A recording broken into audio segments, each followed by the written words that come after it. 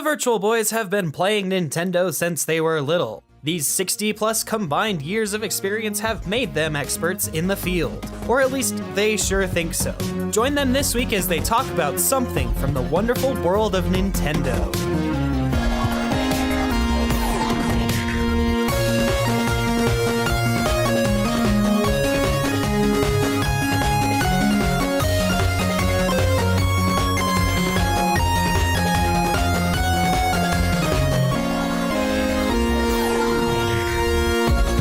You're listening to the Virtual Boys Podcast, a Nintendo podcast about Nintendo things by Nintensity. This podcast is done by four friends that talk about anything and everything Nintendo. Check out the website at nintensity.com and be sure to follow us on social media. Be sure to subscribe and share the show with your friends. Oh, of course, enjoy the show.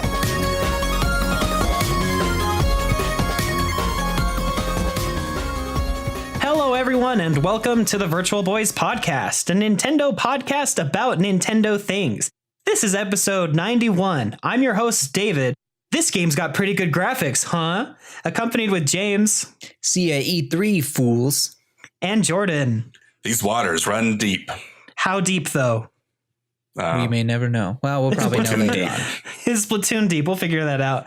We'd like to excuse Skylar this week. He let us know before recording that he has to work on a project, so he'll probably be back next week with us to talk about Kirby if that's what we decide to talk about next week. Anyway, this week's episode is all about the Nintendo Direct that we got last week.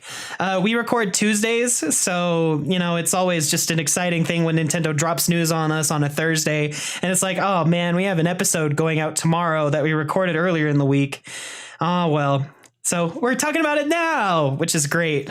You get some, I guess, more thought out thoughts about the Direct after it's had time to settle with us. But before we talk about that, I just want to remind you to check out our Patreon page. These episodes are going up early still as a reward for those that support us, and you can check out all of that stuff at patreon.com/Nintensity. And if you want to come and talk about the episode with us, come check out our Discord community at ninten.city/Discord. Anyway, let's jump on in, or I guess splash on in, I don't know, with this Nintendo Direct. I really need to work on that quote. Let's switch to the main topic. There it is. Let's switch to the main topic, which is the Nintendo Direct. A lot of people walked into this Direct with like very, very, very low expectations or no expectations at all because, you know, we didn't think that anything big was going to come, but then Nintendo kind of just dumped all this awesome stuff on us. So let's run through some of the things that came out and talk more in depth about some of the things that we're most excited about. The first thing is the WarioWare game. Do you guys remember the official title for this one? I forgot to write that down. WarioWare Gold. WarioWare Gold. This one has a lot of the mini games that have been throughout the entire series, plus some new ones, right? Yeah, it's basically like the Rhythm Heaven remix that they had on the 3DS. That's a pretty good comparison. Yeah, so it's got lots of games, lots of fun, different ways to play. I know they showed off a bunch of the control schemes, and it's really cool because we haven't had a WarioWare game in a very long time. However, I'm kind of in the camp that's like, they should have ported this to the Switch somehow, but it's cool that it's coming out on 3DS. Well, it makes sense still that they're making 3DS games. Yeah, because the 3DS has a massive install base compared to the Switch. The Switch is getting there. We're probably maybe around 18 million-ish now. Last report was 14 million, but that was a few months ago. For following the same trajectory, we should be around 18 million. But that's nowhere near the size of the 70 million on 3DS. Yeah, that's very true, which I guess is also why it makes sense that they also announced a Bowser's Inside Story remake, which also includes a side story about Bowser Jr. Yeah. So with both of these games, I think that it'd kind of be silly if they put them on the Switch. I mean, I'm sure you can make Bowser's Inside Story work, but it does kind of use the dual screen rather often. So I find both these games are probably the best on the 3DS, especially WarioWare because of the touchscreen and the certain things it does. And obviously there's a touchscreen on the Switch, but I don't know. I think there's just things I feel more comfortable doing on my 3DS than I would on my Switch. I don't know if that means that the 3DS is more of a brick than the Switch. I don't know. But anyway, I was surprised by these. That's for sure. Yeah. I don't know why we skipped Partners in Time, but yeah, that's a very valid question, especially since last year we got Mario and Luigi, the original game, or Superstar Saga remade for the DS. It's only been a couple months since the last remake in the Mario and Luigi series, right? Yeah, I think so. Yeah, and it comes out in 2019. Why are we announcing this now? Yeah. They said 2019. Why are we talking about this? Well, I mean, why did they announce it is what I meant to say. Hey, guess what? The 3DS isn't dead yet. Yeah, basically next year either. Yeah, it's basically confirming we'll still have life in 2019. Okay. Even if it's one game. Crazy thing is, I didn't think that Bowser's Inside Story was that old. I forgot that it was a DS game instead of a 3DS game. I thought it was a 3DS game when they were announcing like you're remaking it on the same system it came out on, but no, it came out at the end of the DS lifespan. So I don't know. This decision felt weird. Does it share that many assets with the last Mario and Luigi game? Like, why skip Partners in Time? And why do this one that's like still on everyone? It's not that old of a game. Right. I don't just port it. You don't need to remake it. Yeah, I don't understand what they're doing with that. I do want to say real quick about the WarioWare. I would appreciate having a WarioWare game on the Switch because WarioWare, at least the ones that, I've really played, like the one that was on Wii, WarioWare Shake It, I think it was called, was the fact that it was very multiplayer based and you could just like pass the controller really fast with a group of people on the same television. Of course, that also can happen with the 3DS where you're just passing the same 3DS, but anyway, enough of it. I will say the Wii WarioWare is my favorite WarioWare so far. It is probably the Wii game that utilizes motion controls the best. Well, aside from my favorite Red Steel 2. But WarioWare really does work in a setting where you can have multiplayer and you can pass around the controller. So the controller has to be kind of wireless. And so a 3DS, I don't know. Joy-Con, yeah. So. Yeah, Joy-Con, absolutely. Well, and I'm not saying that the Switch couldn't have a WarioWare game. It's that the WarioWare Gold games are basically the handheld, like the DS and I believe there was a Game Boy Advance one. I could be wrong, but these games probably don't work as well as particularly the DS one on a Switch system. So that's why I say the WarioWare Gold makes sense. But if it was just if it was just Wario Shake It or whatever, I forget what it's called. But if it was that game, which I love, then yeah, I mean, it'd be silly to put it on the 3DS. Wouldn't make any sense. So just give me a WarioWare Platinum Nintendo and let's get one on the Switch with all of the big, console mini games. Well, it'll be interesting once the 3DS dies finally. Because there's a lot of games in the DS and 3DS library that just will not be able to be revisited again in future consoles. Right. So maybe that's why they're pushing out Bowser's Inside Story. Because maybe make sure you get onto this title before it's gone forever. Yeah. Like, will we ever see a Spirit Tracks or Phantom Hourglass remake in the future? Or is that going to be a Zelda game that's going to drift off into obscurity? Well, the thing about those games is they didn't really rely on the two-screen functionality. Most of Spirit Tracks and Phantom Hourglass is you looking at the touchscreen itself, dragging around Link. I mean, they definitely utilized a lot of the DS functionality. Yeah, yes, they absolutely did. But I mean, I think they could remake the world. It would just probably have to be rethought completely differently. So yeah, your point stands. I don't think that we'd get a game with the same functionality as the original Phantom Hourglass and Spirit Tracks had. But I do think that they could breathe new life into those games with a different kind of remake, if that makes sense. Especially since like they even utilized closing the clamshell of the DS. That got me hard as a kid. Phantom Hourglass doesn't even work on a 2DS. Right. No. It doesn't. So moving on to some of the other 3DS games that are coming out. We have Detective Pikachu, which comes out on March 23rd with an enormous amiibo. Like, it's big. Enormous. This is interesting. I don't know. I was kind of on the fence before this. I don't know what it was with this direct, but I thought, all right, I'll give it a shot. I'll play this. it going into Detective Pikachu, it feels like the same feeling I had going into Mario and Rabbids. So hopefully I'm wrong about Detective Pikachu like I was with Rabbids, and it won't be a terrible game. I mean, Nintendo's making a movie based off of this, so right. Well, technically Nintendo's not making it. So it got pitched to them and they were like, sure, just this is the basic concept. But then the writers they're just having their own way with it. So what I understand is the game and the movie are going to be quite different. Okay. At least that's what the producers or director or whatever of the game said. But it's coming out soon next week. So yeah, I'm not sure if I'll get it. I'd like to wait for a few people that I know that are going to pick it up to play it. I know that's kind of weird of me being on a Nintendo podcast, being like, nah, I don't really want to play this Nintendo game yet. But I don't know. It's just not standing out to me in the sense that I think that I would enjoy it, if that makes sense.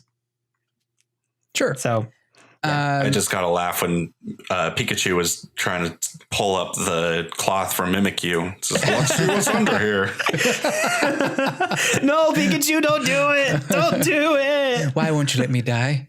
No, so watching this and some of the previews I've seen, it kind of reminds me of Ace Attorney or Professor Layton. So I wonder if it's going to have that same sort of charm to it. Obviously not the same, but I'm sold enough to try it out. And I just hope it's not too handholdy, childish, like, Dora the Explorer, but with Pikachu. Where's the Mimikyu? Say Can backpack. you find the Mimikyu? Say backpack into the microphone to check our clues. No, you suck. Good job. Yeah, I do hope that the game's good. It looks interesting for sure. So the next game on the 3DS that we have to talk about is the Luigi's Mansion remake. This is the original Luigi's Mansion, the OG from the GameCube that we all love so much. And Nintendo's porting it to the 3DS. How do you guys feel about that? What the crap? This is one of those huge surprises that's just kind of like, oh, wow, I am shocked. I did not know that I needed this in my life, but I need it now. I mean, it makes sense. Luigi's Mansion was originally intended to be a 3D game, and this is its last shot to be 3D. Right. Yeah. But it feels late. It feels like this game should have come out in 2016. Yeah, I agree with that, especially since it's been so long since Dark Moon. Yeah. It's like we should have had this game a lot sooner on the 3DS, but... So I understand how easy it is, or sorry, easy is the wrong word. How not as complicated it is to bring to 3DS when you have the assets from Dark Moon and it originally was supposed to be in 3D and everything. Mm-hmm. But honestly, like it would have been such a treat to have this on the Switch. And I'm not one of these people who's like, why are you putting it on 3DS? I understand that there's a huge fan base of the 3DS. I mean, I'll still be playing games on the 3DS. It's just, I feel like out of all the games that were announced, this is the one that probably, I believe, would have been done better on the Switch. It would have been better for the series if it had been on the Switch. And now there's no point in like complaining and crying about it, but I don't know. It just would have been amazing to have. It's getting harder and harder for me to turn on my 3DS, though. Every time I turn it on, it feels like I'm going back in time 5 years. It feels so outdated. Yeah. It's not even like a similar, like going from 360 to Xbox One. It's a bit of a jump, but 3DS to Switch, it just more than 5 years, like a 10-year, 15-year jump in technology. It feels like. Yeah. No, I totally understand that. There are games on the 3DS that I know I need to finish, like Ultra Sun and Ultra Moon, Fire Emblem Echoes, like really good games that I want to finish. And it's just like, I gravitate more towards the Switch. That's just kind of how I am right now. I don't have a whole lot of time to really sit and play video games like I used to.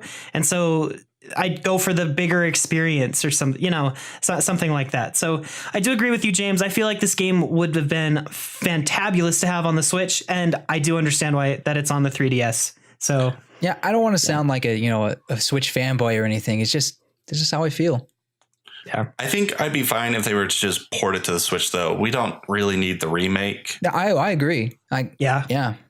I think Maybe Honestly, we'll port get is fine. the virtual console release of This it. this remake, it kind of loses some of the charm that the original GameCube version had, and I think that's because they had to port it to the 3DS. Well, at the same time, though, this is the way Miyamoto kind of intended it, though. Well, in Yeah. 3D, well, the 3D is 3D. fine, but I'm talking about how the ghosts aren't really see-through anymore, and how Oh. Luigi is not Yeah. as So it's 3D, but it's not the same kind of aesthetic that Nintendo. right. It's not the same originally wanted. aesthetic. You're right. Like correct. it seems like the colors are a lot brighter, at least from the trailer that we could see, at least in my mind. It seemed like they were focusing on, look at how bright and colorful the game is when we remake it. When I just remember Luigi's Mansion on the GameCube just feeling like dark and gritty, like there really wasn't a whole lot of color. The ghosts were definitely more transparent on the GameCube, and it just, I don't know, it feels different. Maybe it's just because I'm used to seeing like pretty poor models of the ghosts, and they've kind of like changed how the ghosts look too, in a Yeah. sense. So well, I don't know. one last thing I'll say about this is, when you open a fake door and it squishes you. Well, in the original yeah. game, Luigi was basically like a paper thing kind of thing, and he was like squished or whatever. But if you look at the trailer, he's not really squished. He's still his normal shape, just a little, looks like he has some discomfort being against a wall. But it's just so that's just one aspect that it's not quite the same. And I understand that's probably where Nintendo wants to go with it, but it would have been really cool to have this on the go, but also just a port of it. Well, Yeah. I think I'll still pick it up. It'll be a good addition to my 3DS I agree. collection. And I don't agree. mean to beat it up, And Yeah. since we're entering this like kind of dying phase year for the 3DS, these last few games are going to be really good to just pick up for a collection in general, because Yeah. they're not going to be overprinted. No, they they're won't going to be. be pretty limited in supply. Yeah. Yeah. And Luigi's Mansion is hard to get your hands on with as it is. So 3DS game at the end of the 3DS's year or life cycle. Yeah, it's going to be not the easiest game to get your hands on. So I think that's all of the games in the 3DS that we have to talk about. Let's move on to some of the Switch stuff that was announced. Like he said, let's switch to the main topic or whatever. I don't know. So the first thing that we have to talk about is Okami HD is coming to Switch this summer. There's no real news on a physical release for the game yet. I know we prefer physical releases for a lot of these big games, especially, like these types of remakes and such. So A classic one like this. yes. Yeah, that's right. It looks fantastic, like super stylized. I've wanted to play Okami for a very long time, just never got around to it / never bought it. So I think that Okami HD on the Switch is going to fit right in with the Switch. I'm so excited for this. And touching on the physical and digital release, as far as the direct goes, it said on the Nintendo eShop. So I think it may be digital only, but I'm not. Yeah. But we'll see. But I mean, usually if they say in the direct, that means digital only. But whatever.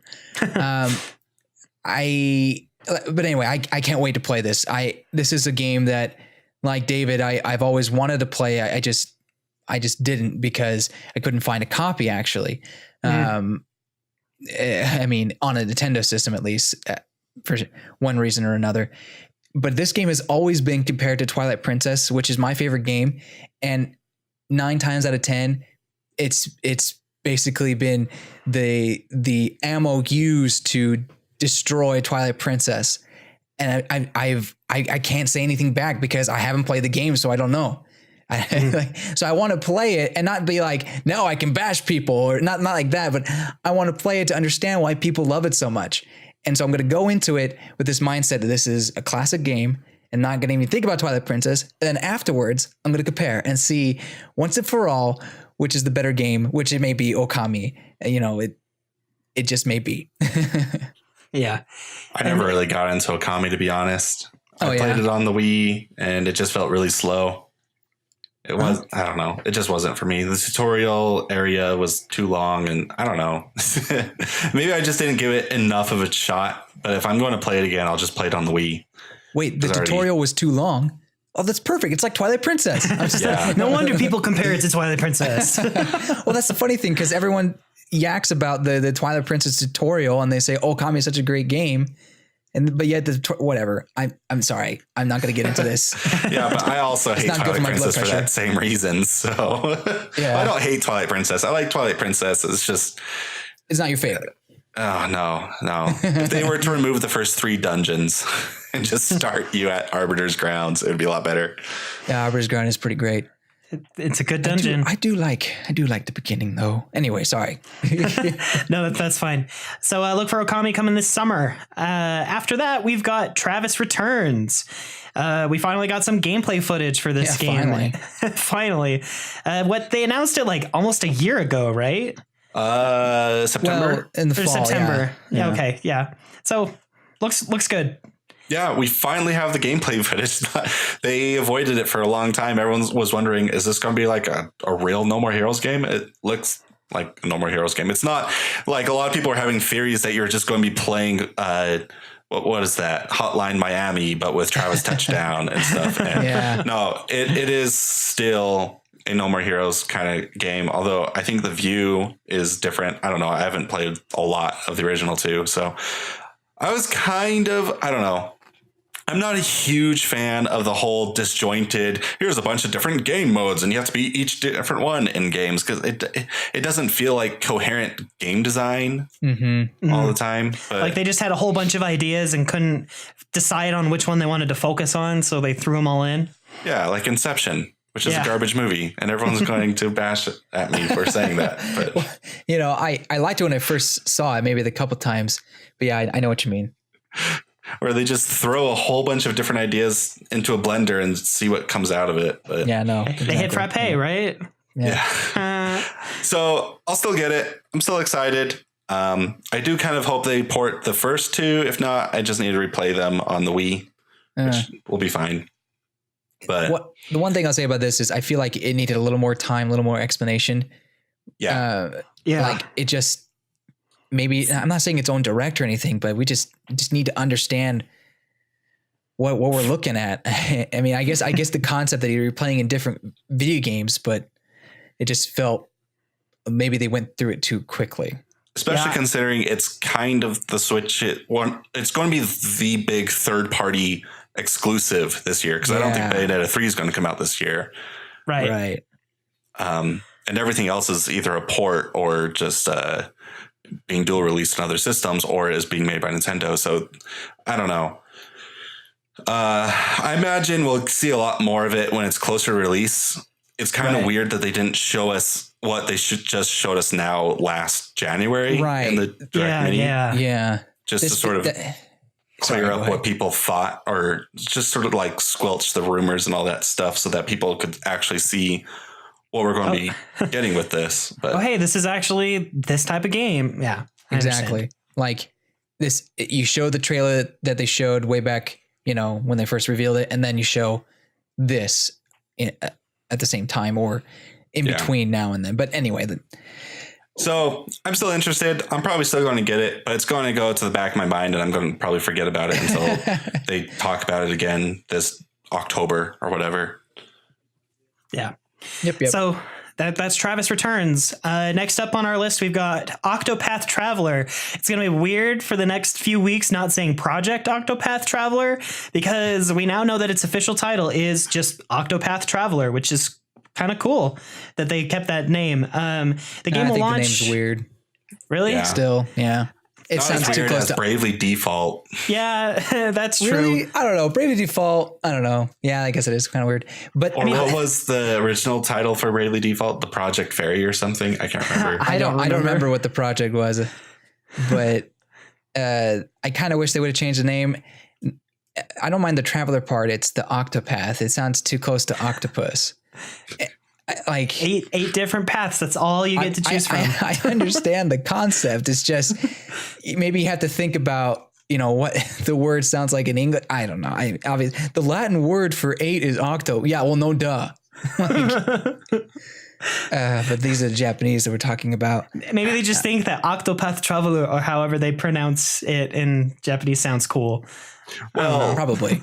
From what I've noticed is just, I don't know, this might be completely ignorant to say, but from watching a lot of anime, playing a lot of video games, it seems like the Japanese think it's really creative when you tie into English in some way. Oh, totally. And so in English, it just sounds stupid, but yeah, I mean, over there it's like, it's foreign and interesting and cool. Sort of like how we sort of like mix in random foreign words into, I don't know, random meanings here, but fiesta, pinata. Not so much like in speak per se. I mean, maybe friends will have inside jokes or whatever, but more like, like in the media or even in clothing, you'll just see random sentences put together.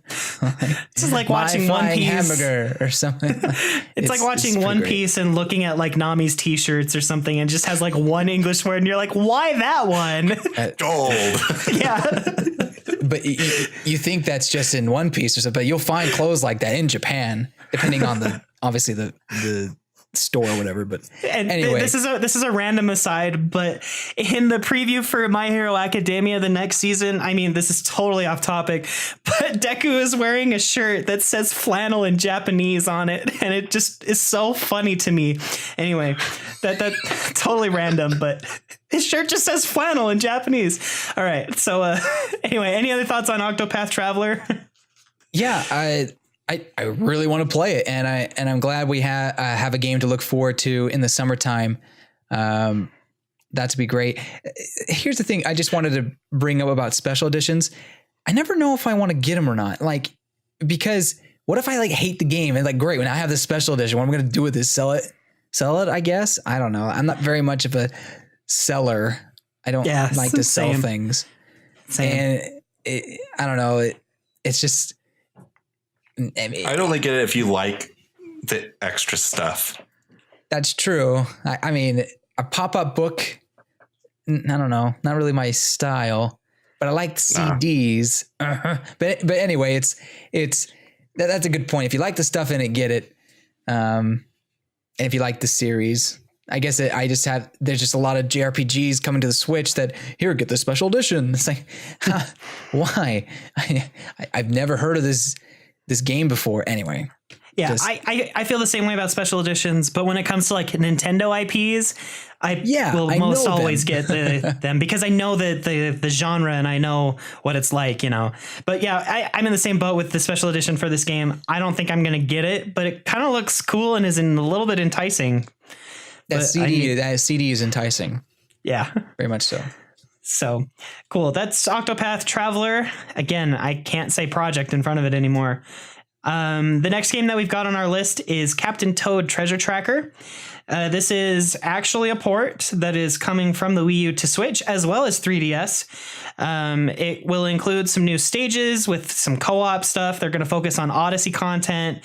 And I know from my experience, like kind of looking around online in the last few days, there are a lot of people that are quite excited about this that didn't get a Switch, a Wii U, that really wanted to try the game. And now they'll have the chance to play it on Switch.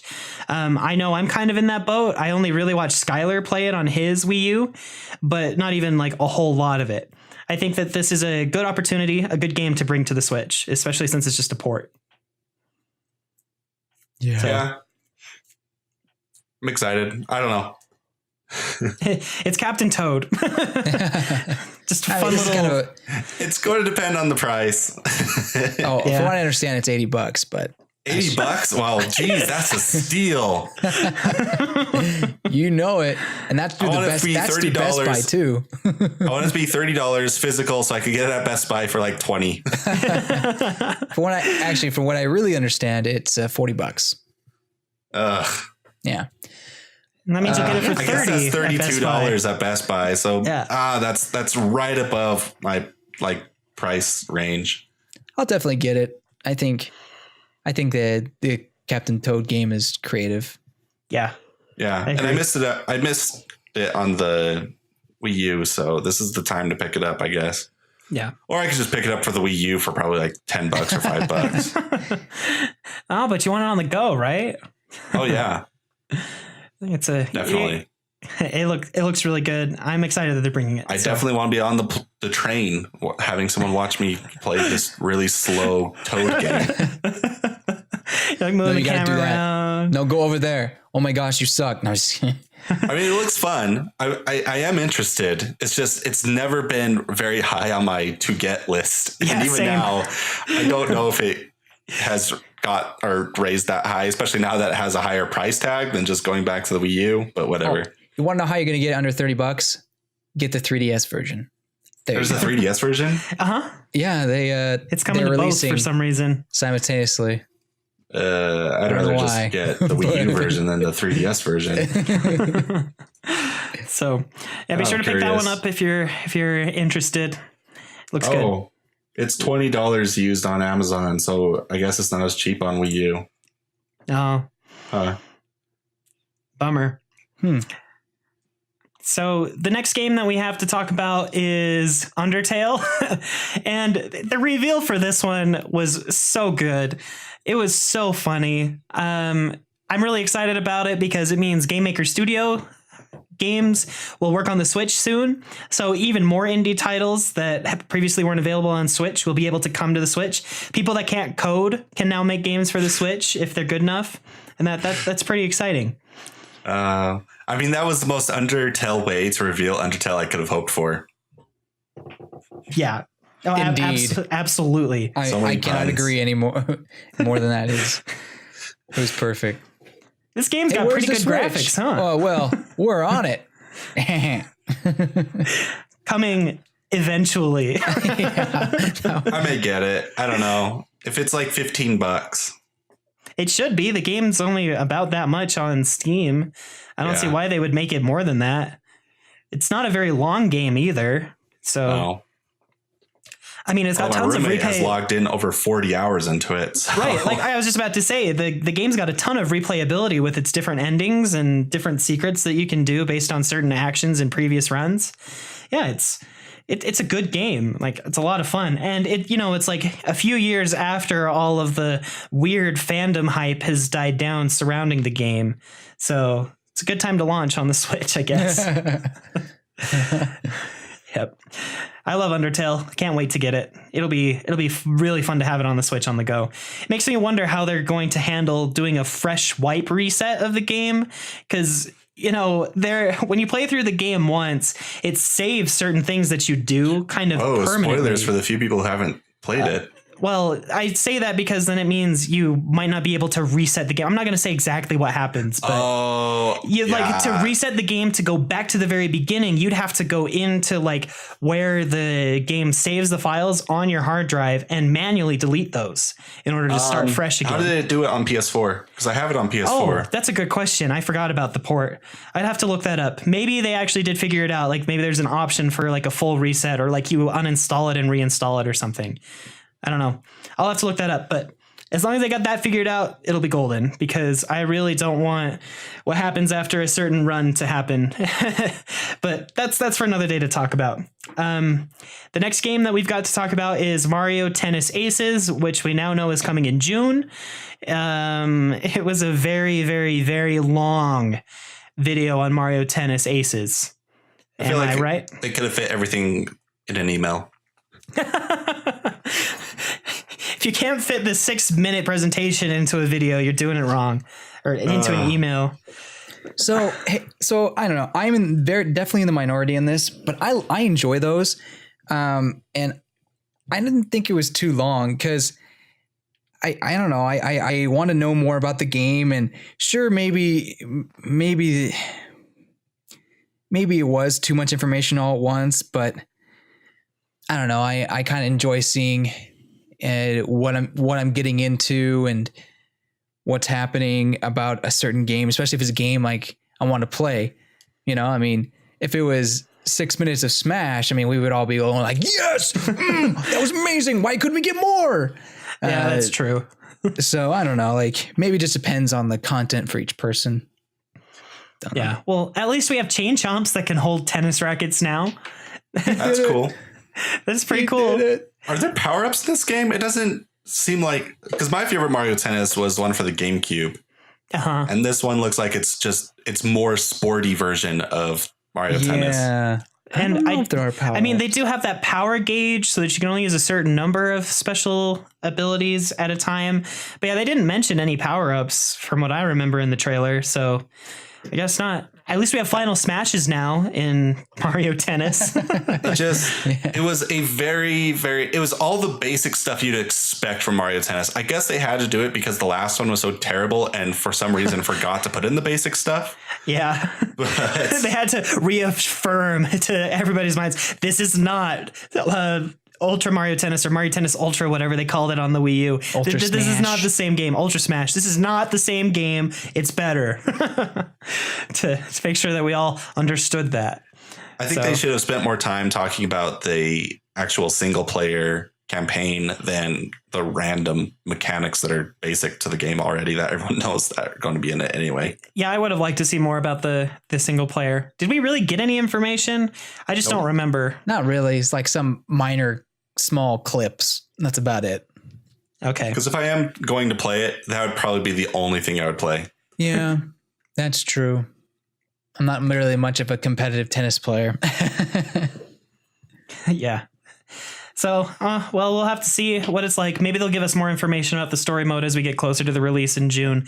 We do know that they're doing like a big test tournament before the game comes out. So I guess that's a good time to, see how the game plays and such. So, which I did not expect whatsoever. I didn't see that coming.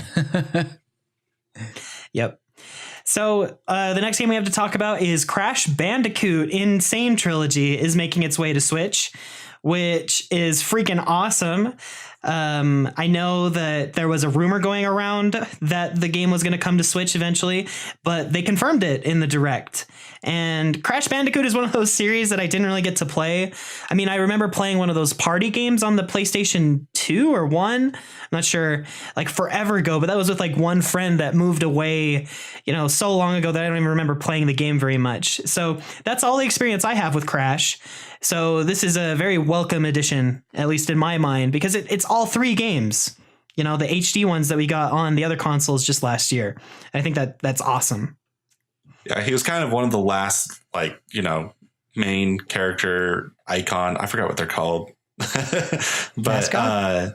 Mascot. He was one of the last big mascot characters before that ended in the late 90s. And seeing him on Nintendo, well, I guess he had that one game for the GameCube, but these are the original 3 games. I don't think the original 3 games were ever released on a Nintendo system. So no, they were not. It's kind of a cool throwback to have these on a Nintendo system where Nintendo's kind of the only system that actually focuses on 90s nostalgia. So right. I mean, we have Sonic Mania, we have Mario Odyssey, and now we have Crash Bandicoot. Those 3 guys in the 90s would never be on the same console. And now in 2018 and everybody's happy and we're all on the same console together. And it's lovely. You can probably throw Mega Man in there. Oh, and Spyro. Yeah, Spyro. We need to save him from Skylander Land. Well, there is a rumor going around, and this is a rumor, take it with all the salt in the world, that Spyro is getting an Insane Trilogy treatment as well.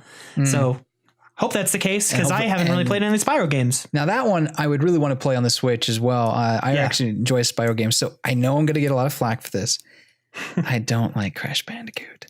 Oh, really? I don't like his games. I like the character. I like the mascot. Do you guys remember the Pizza Hut commercials he was in? How he told you to eat the stuffed crust backwards? Oh my gosh. I followed that like law. It was changed my life. It changed my life. But it plays his game and is I don't like this game. If they ever put Crash Bandicoot in Smash Bros, they have to put in the Nintendo parking lot when he's from the trailer that he was screaming at Nintendo. That better be his reveal trailer. I think Crash and Smash would be fantastic. Yes, I agree. And I think it would mean a lot to the gaming industry. But as far as his game goes, I just can't get into them. They're just not my cup of tea. Yeah. They're fun. They're not the best platformers, and I don't think they aged very well, to be honest. Yeah, that's what gets me. But And I heard a lot of people didn't like how on the PS4 with the PS4 controller, just like the Joy-Cons, the D-pad is split up. Which makes platforming on Crash Bandicoot really difficult. Well, So- I heard that the platforming in this remake was bad because they used the default Unity hitboxes for Crash, so it's like a pill shape. And so instead of it being like a flat square or whatever, if you just barely miss the edge, like what would normally be okay in like a Mario game or something, Crash will just slide off the edge like he's like on a slope. So I mean that's one thing that made it hard, but yes, the D-pad and Joy-Cons, it's gonna be hard. We need So you might have to play it on a Pro controller if you get it for Switch. Just a probably heads up. Yeah, got it. We just need what's the studio Platinum. We need Platinum to follow through on that threat with Nintendo for the D-pad Joy-Cons. We won't make Bayonetta 2 if you don't give us Virtual Console or D-pad Joy-Cons. That was a funny tweet. So funny. Yep. I would be all over D-pad Joy-Cons. Yeah, it'd be great. It'd be awesome. I mean, you'd only need to buy one, with the D-pad on it. So yeah, or even a Pro controller with a real D-pad. Yeah, one that kind of rocks around along the same thing. Yeah, I get that. Nintendo, you're the creator of the D-pad. How can you work it up? How did this happen? So cool. So that's Crash Bandicoot. Now we've got the next two are the big ones that Nintendo revealed in the Direct that really kind of shook us up a little bit, I guess. The first is the Splatoon 2 content. First, they announced version 3.0, which includes like over 100 new pieces of gear to fall in line with like the spring fashion that comes out, I think, late this month or early next month. It'll also come with the return of Camp Triggerfish and Piranha Pit, which were two of my favorite stages from the original Splatoon that, they added later. They're pretty big and they've got lots of moving parts. It's a lot. Those are a lot of fun stages. I can't wait to go to that pier, that new one that they showed. That's like the dating spot for squids or whatever. Oh yeah. Yeah. I can't wait to like ink all the couples like, yeah. And all of the stages that they've introduced into this game are just excellent. There's not a single stage where I'm just like, oh, I hate this one. And I play a lot of Splatoon 2. So that's great. They also announced the big DLC package, which is, oh man, the Octo DLC expansion. It's Octopath Traveler expansion. You see why I hate the name. Now they're competing with Splatoon. Wait, is this a Splatoon expansion? No, yes. So the DLC includes 80 new single player stages, which is awesome. It features a new story with Captain Cuttlefish, Pearl, Marina, and a new Octolink character named Agent 8 who has lost all of her memories. So chalk that up to another Japanese piece of media with amnesia. If those of you that are keeping track at home. But this looks awesome. Once you clear the single player stages, which look way more challenging and way more exciting than the original stages for the current single player campaign. Once you clear all of those, you'll be able to play as an Octoling in battle, which is huge because people have wanted to do that since the original Splatoon game. For sure. So, sorry, go ahead. At first, I thought $20 looked really steep for this kind of expansion, but 80 stages is a lot. Yeah. I mean, how many stages were in the original campaign for Splatoon 2? 100? I'm not sure. Let me take a look. You guys keep talking while I look this up. Or was it like 10 per world? There was 5 worlds. Yeah, I don't. It might have been just 50. I don't think it was 100, but I guess it could be. But 80 just sounds like it's more, to be honest. So there are 5 sectors. The first sector had 3 stages and a boss. Sector 2 had, hang on, they're actually numbered. there are only 27 stages in the original Splatoon Holy 2 crap. single player. Yeah. It felt like a lot because I had to play through it with every single weapon because that's the kind of Splatoon Right. 2 completionist I am. Well, Well, good luck doing that with so does 80 Skylar, stages now. I This know. is 3 times the size. I made that comment after the direct. I'm like, oh no, if I have to do every single stage with all the different weapons, because we have seen Agent 8 with more than one weapon. I mean, it's going to be a lot to play through. It's a Yeah. lot. It looked like the bosses are just rehashes from previous Splatoon bosses, right? Oh, are they? Like, I didn't see any bosses. Were there? the boss there, it seemed, I thought I recognized it, but I don't know. It's been a while since I played Splatoon campaign. Yeah, I'm not positive on that. And I guess these 80 levels could be smaller potentially, than each one smaller than the 27, which would be kind of disappointing. But if they're all 80 unique levels, I mean that's nuts. I can't even. Wow, it's going to be exciting and great to play that. Yeah. I've wanted something like this since day one with Splatoon 2. I really like it, Splatoon 2. But one of the things holding it back for me was the single player campaign.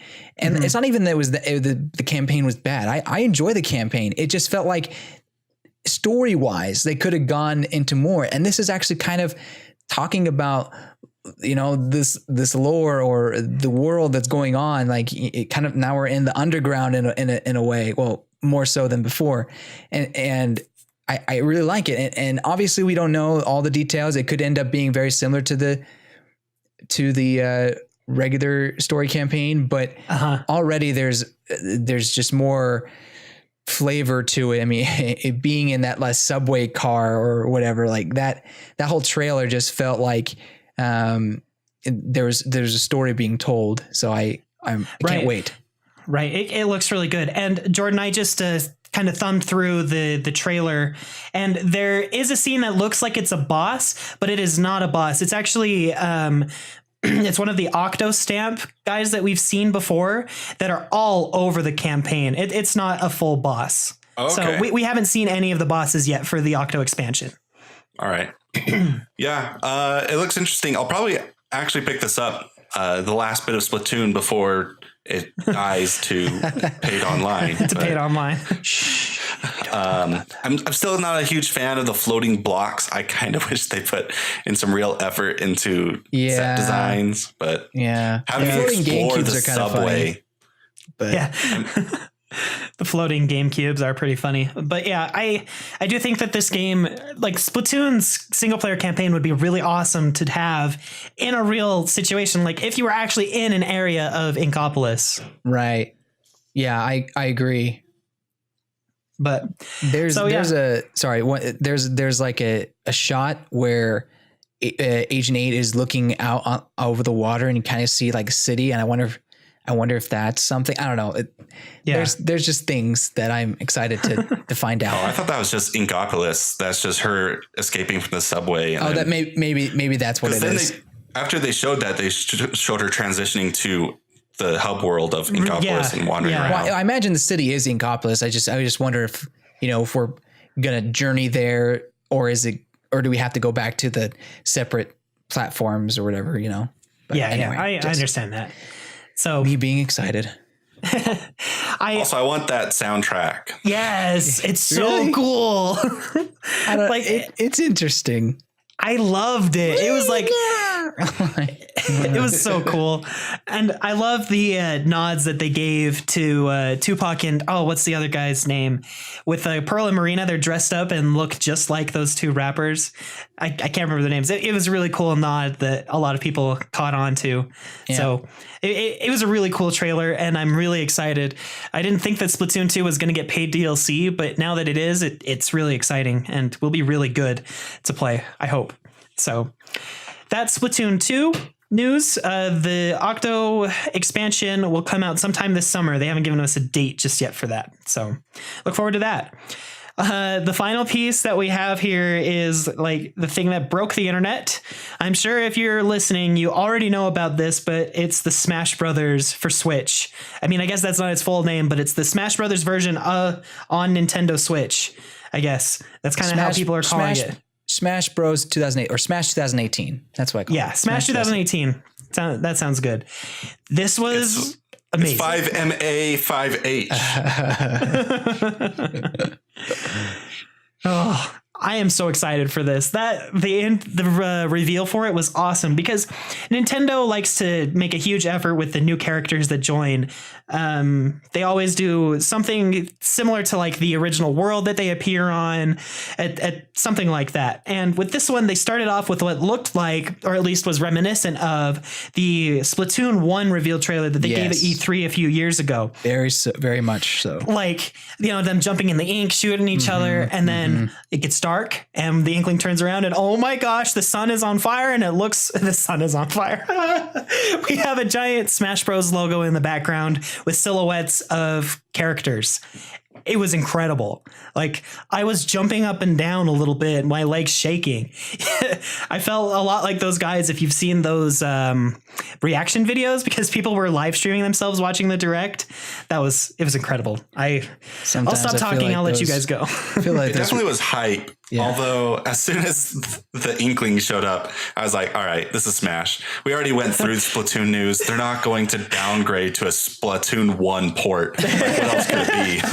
Well, honestly, that was like my first thought was Splatoon 1 port. What poop? Like, I think David remembers, like, in the Discord chat, I went like poop. And then just like a split second later, I was like, wait a minute, this is Smash. It was just like quick. But my first thought wasn't a Splatoon 1 port. My first thought was, oh, cool, they're making like really nice shorts and videos about Splatoon, like they did with Pikmin. Like, that was my first thought. I'm like, man, they look too good to be in a video game. This is like a video they're gonna release or something. But no, it was Smash. It's awesome. It's also interesting because the Inklings were the last brain dead, like, no duh, these are going to get into Smash characters Nintendo really had left. Yeah. Besides maybe Ridley, but right. For some reason, that's a controversial opinion. But anyway, I mean, I think that we might expect at least one character from ARMS to make their way in. I'm not saying that it's an absolute given, but I do think that it's a very likely possibility. I don't know. I think this Smash Bros is going to go against convention and not just go for like what characters are most deserving, but it's going to be almost entirely based off of the poll. The fan poll that we did forever ago. So you're telling me the reckless Wii guy, that kept breaking his TV, is going to be in this game? Oh boy. Be a perfect character. Anyway. Perfect. But talking about this reveal, I feel like this is one of the best Smash reveals ever. It's just so epic. You just have the classic trailer throwback, and they're having a good time, and then the Inkling girl just turns around and just looks horrified at the Smash logo. And then you just see the silhouettes of the characters, Mario and Link looking at her, basically glaring at her, just like, welcome to hell. And I just love the tone. That alone to me makes me feel like it's a new Smash, but I could be wrong.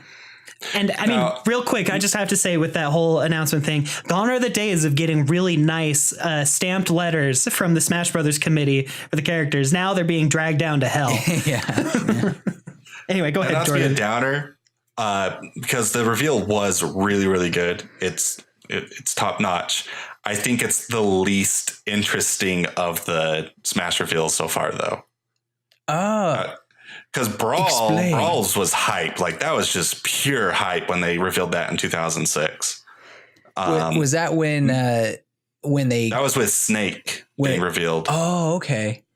And then Smash 4, they revealed Mega Man with their big reveal. Now, wasn't the first reveal Villager? I believe it was. Yeah, Villager and Mega Man.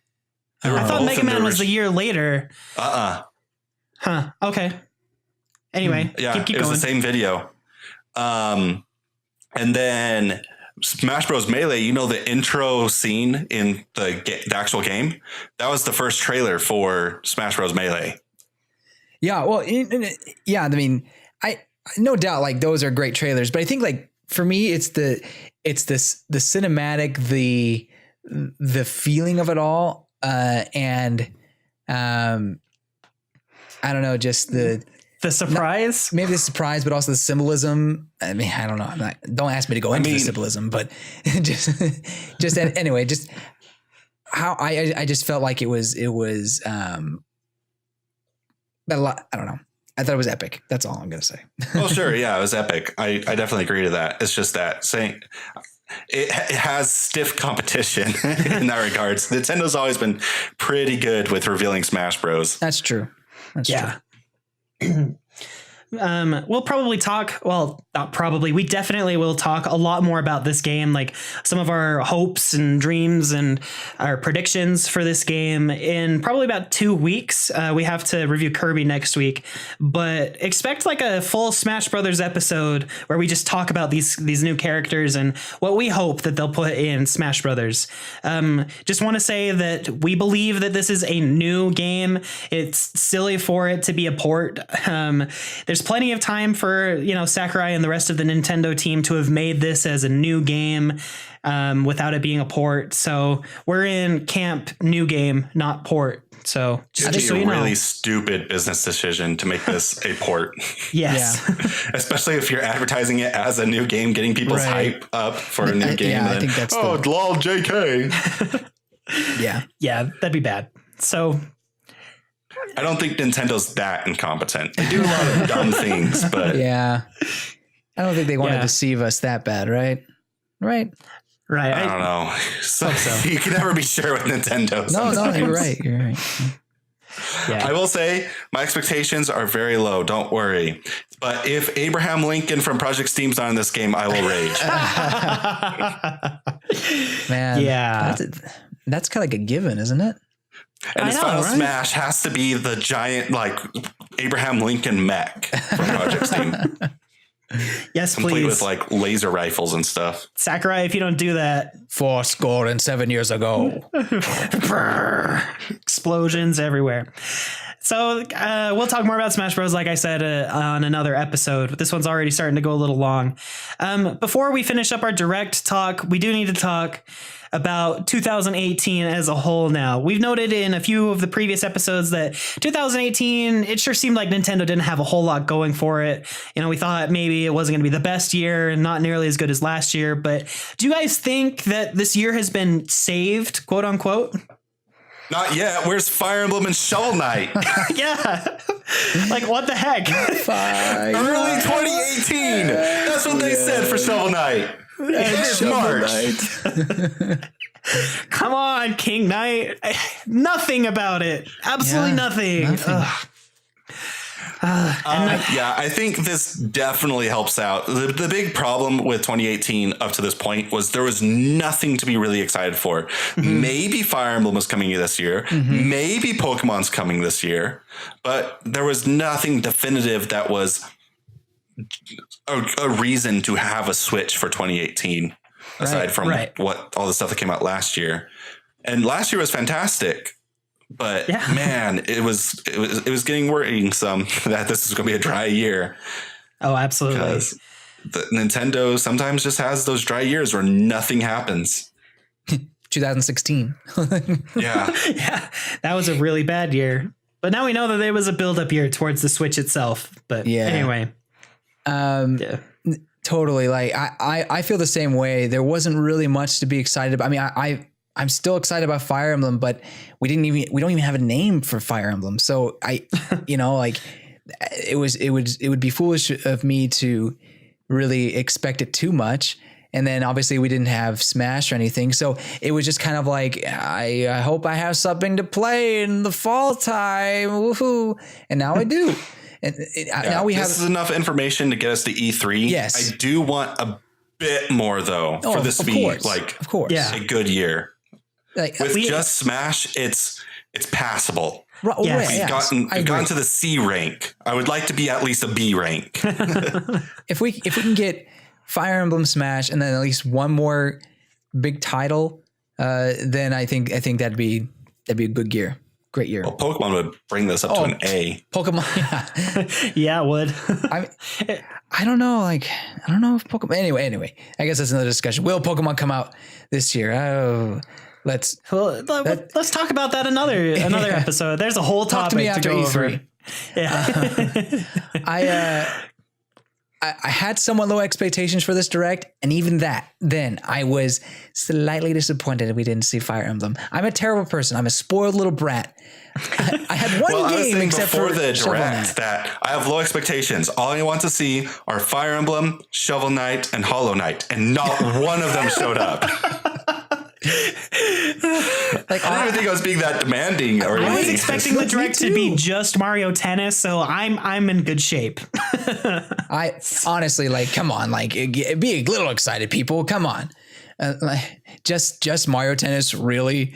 But anyway, I personally, if Smash wasn't there, Splatoon 2 would have been great, and the other things that it was a great direct.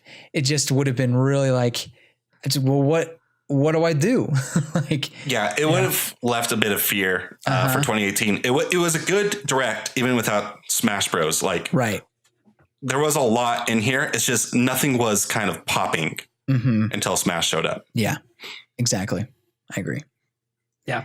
My fault for expecting Fire Emblem. Sorry, guys. If they didn't have Smash Bros, they probably would have just ended it with Fire Emblem. So, yeah, I hope. Hopefully, I don't know. We'll never know. Yeah, but where's It'll Shovel definitely Knight? make this E3 interesting. Maybe Fire Emblem just got delayed, and that's why it's been silent since last February of 2017. We haven't heard about it since then.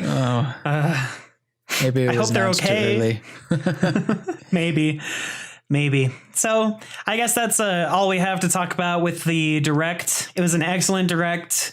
We definitely weren't expecting what happened. Of course, we would have liked a little bit more, but that's okay. We'll wait until E3.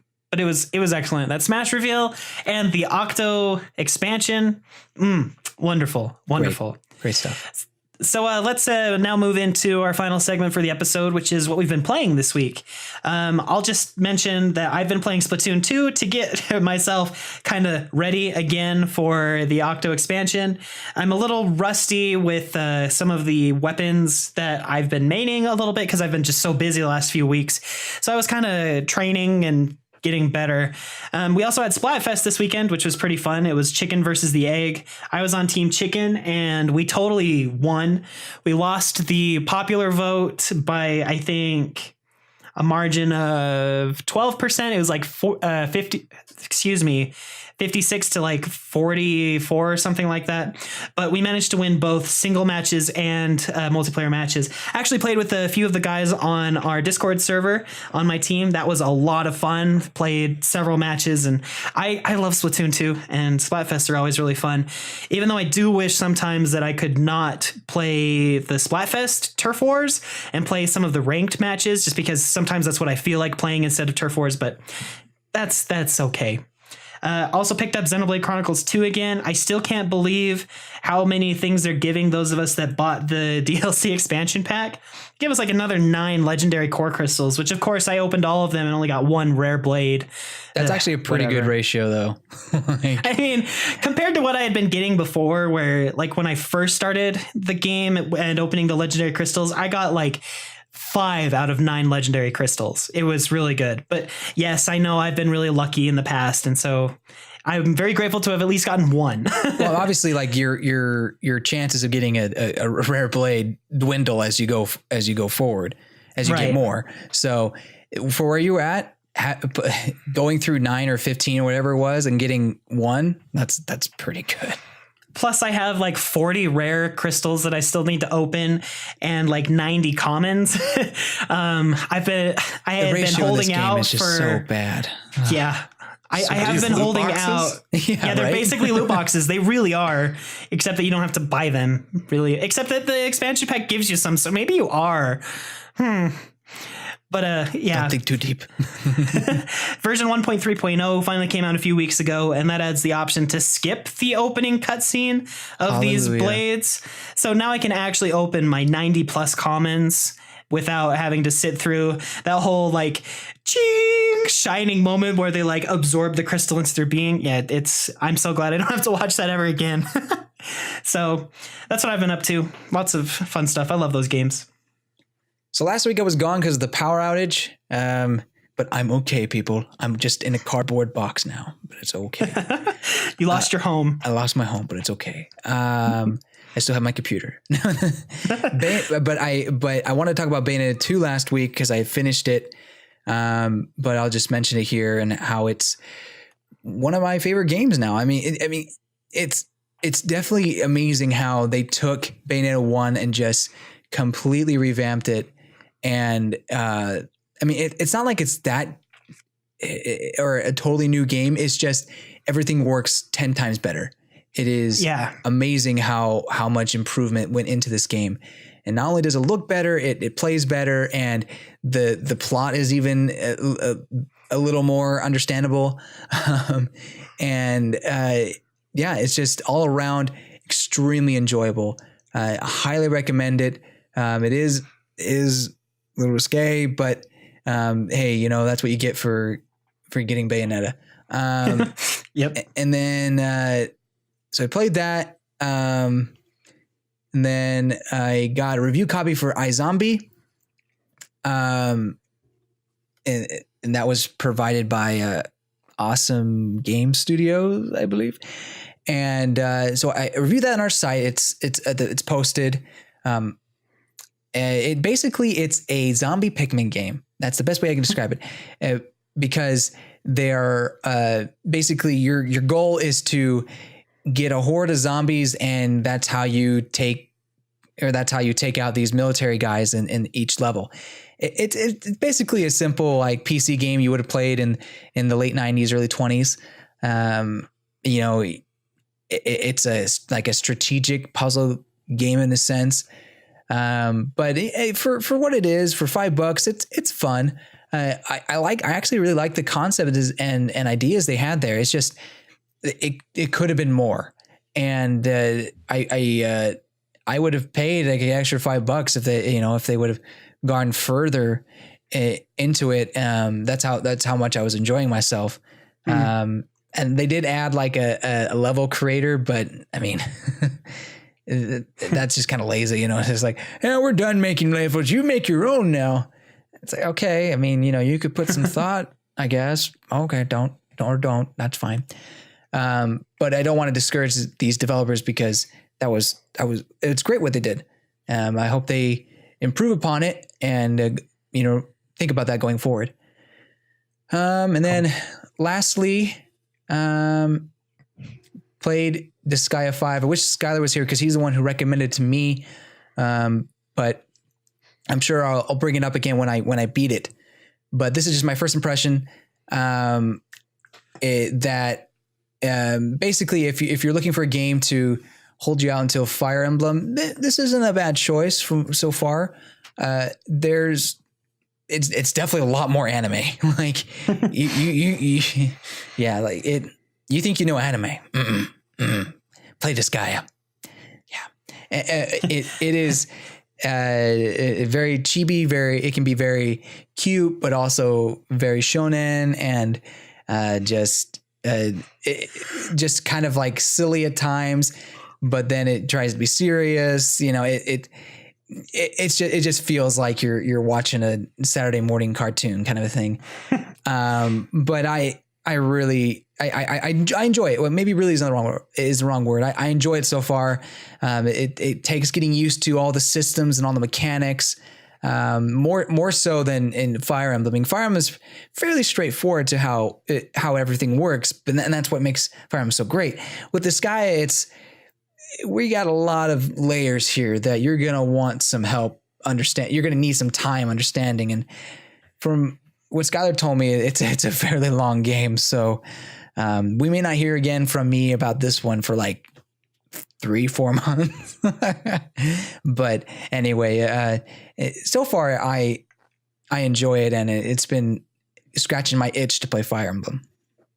Cool. I have thought about picking it up. I tried the demo. I didn't really get into it. So yeah, no, I can see that. The lifting it was kind of hard for me to get into at first. Mm-hmm. Oh, cool.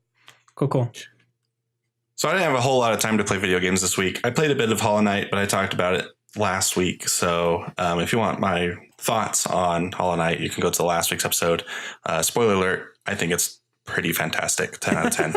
Spoilers. I didn't listen to it yet. Gosh. Actually, I did, but never mind. But I did play some board games with some friends. A friend brought over a game called Kingdom Death, which, holy crap, if Monster Hunter were a board game, this is it. Whoa. This would be it. This would be it. It is so complicated. It is everything from Monster Hunter in board game form. Basically, you're trying to like build up this town by using resources from monsters you've killed, and then you go out and hunt monsters by doing a whole bunch of like randomly generated events with your party, almost like there's an automated DM for a D&D game. Wow. And then you go into a fight where you fight these massive behemoth monsters, and the game comes with tons of figurines that are scaled to that size, and with a deck of cards with AI of how like the boss like maneuvers and stuff, and you have to like constantly be figuring it out. And then you kill it, you loot it, you take those items back to the village, and you go, oh crap, I don't have enough of its I don't know, white mane to make a headdress. Gotta go back and finish this armor set. And it's exactly like Monster Hunter. It's absolutely insane. I was completely blown away, and it's really, really good. And I would recommend it. It's one of my favorite board games, but the game costs $650. Holy cow. What? Yeah. So I'm fortunate enough to have a friend that has the game, but I would not recommend it to anyone. Apparently, they're going to reprint it and try and get the cost down to $250, but it's still a really expensive board game. Yeah, it still sounds expensive. Yeah. I think a big problem with it is that they went with the most expensive like cardboard you could have gone with. Like it's really high quality print. Uh-huh. I don't think it needs to be that high quality, and they could probably make an app to automate some of the stuff to, I don't know, bring down the cost. If it were $100 game, I would recommend it to board game enthusiasts, but at $650, that is a pricey pill to pay. Gosh, I thought freaking Warhammer, those games were expensive, but holy Hannah, Yeah. Man. Yeah. It costs more than a PS4, Xbox One, and a Switch combined. So, Wow. but yeah, it's fun. I definitely enjoyed it. It was a Kickstarter that raised, I believe, $12.5 million. Holy cow. And they went in the hole. They overspent to make the game. Oh, so man. Wow. It's probably the biggest budget board game to ever exist. Maybe they Sounds like talked to Guinness World Records or something. Yeah. When my friend told me it was $650 and showed me the Amazon pricing, I was like, oh boy, I gotta be really careful with these cards. They're like gold. Like It's almost as expensive as my Magic decks. Yeah, well, that's years of building and collecting. Yeah. So, wow. Well, I guess that'll do it for us this week, folks. But before we end the episode, just would like to thank you, our listener, for joining us for this wonderful episode about the Nintendo Direct. We had a lot of fun and hope that you had fun listening to us, and your support means a ton. I'd like to give a shout out to Skylar, our co-host, for composing our intro music and outro music. Yeah, as you know, he's one talented dude. Wish he was here because he's just as hyped for this direct as ever. But you can hear his Kirby impressions next week, and then hopefully the week after that, Smash. It's be awesome. But until then, check out his SoundCloud at soundcloud.com/Skytar with a 5. I'd like to shout out to our patrons, Chris, Chase, and Ratmvp. Your support means a ton. If you want to join them and get these episodes early, go to patreon.com/NintenCity. We're also planning on reworking our other donor rewards, so stay tuned for that. And I'd also like to invite you to join our Discord community. We're trying to set up a fun place for people to just come visit, hang out, and talk about Nintendo stuff. Head to ninten.city/Discord to join us today. We've been talking a lot about the Direct. A bunch of us kind of sat in the general chat and just talked about the Direct as it was going on, and that was a lot of fun. Yeah. We hope to keep doing stuff like that with the Discord. So check that out at nintendo.city/discord. Now, don't forget to check out our YouTube page. We've got some great content on there. We have some, ARMS videos, some Kirby videos, and if this podcast goes out in the time I think it will, probably my Hyrule Warriors versus Fire Emblem Warriors video will be out. That's the project that I've been working on. I'm really excited about this one. So if you like it, share it, subscribe, and it would do us a solid if you were to do that. Thank you. Bye. Sorry. Yeah, so thanks for tuning in to the Virtual Boys podcast this week. Don't forget to subscribe and rate us on iTunes. And we'd like to remind you to check out our website at nintendcity.com, where you can find news, show notes, and more. This week's show notes will be available at nintendo.city/EP91. Thanks for joining us, and we'll catch you next time. Bye. Goodbye, you good people.